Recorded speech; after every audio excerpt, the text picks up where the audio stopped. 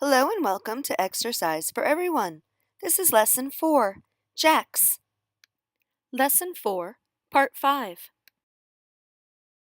Jacks with weights.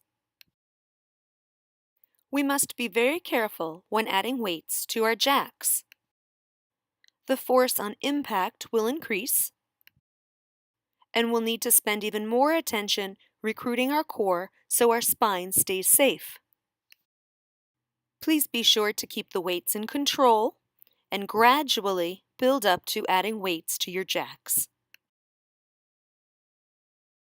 In addition to the weights that I'm using, you may choose to use medicine balls, kettlebells, body bars, and other kinds of weights. Please choose weights that you can hold comfortably and can keep in control. Weights held at your hips. Keeping the weights still and close to your center of gravity will be the least impactful of beginning a jack with weights. One weight held at your side.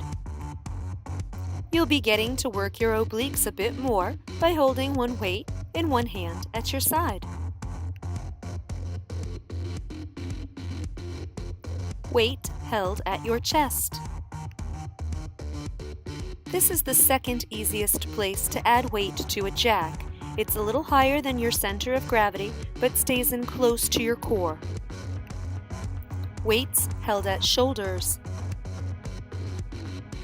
Now we will need a lot more stability from our shoulders and our arms to keep the weights here in control.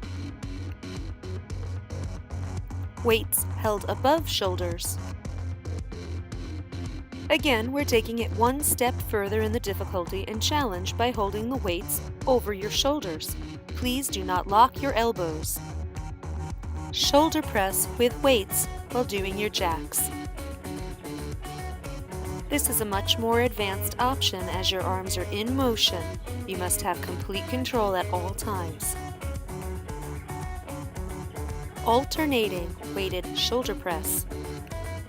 Again, this is a more challenging version of any weighted jack, and we want to make sure that we are in control of all times and the weights stay directly in line with our shoulders.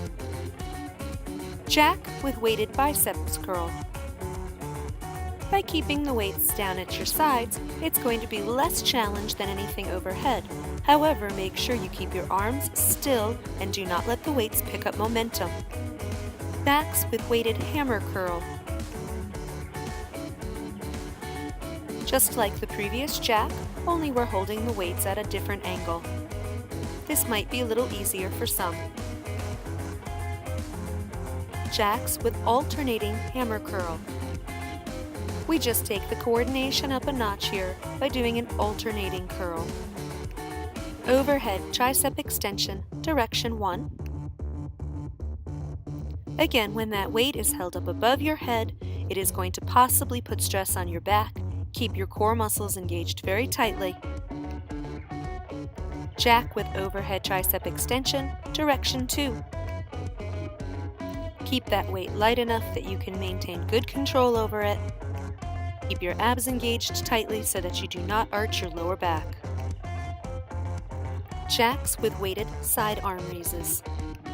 Anytime a weight goes out away from our bodies, it makes it much heavier. You're going to need to keep your arms in complete control while you do this. Jack with alternating Y arms. Here I use a light weight, passing it from hand to hand and extending my arms up overhead in the shape of a Y.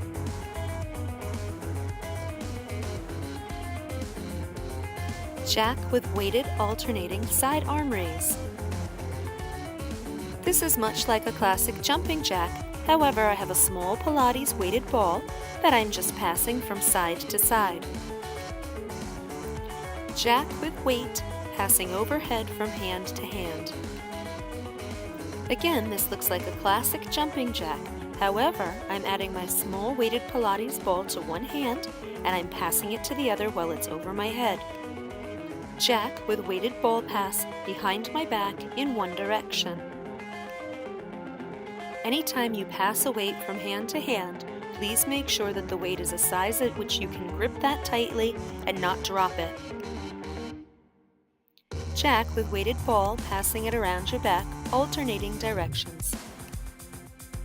And here we do the same style of circling the ball around our body, we just change directions and alternate.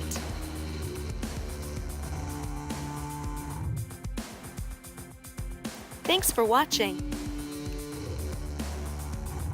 In part 6, we will add resistance bands to your jacks.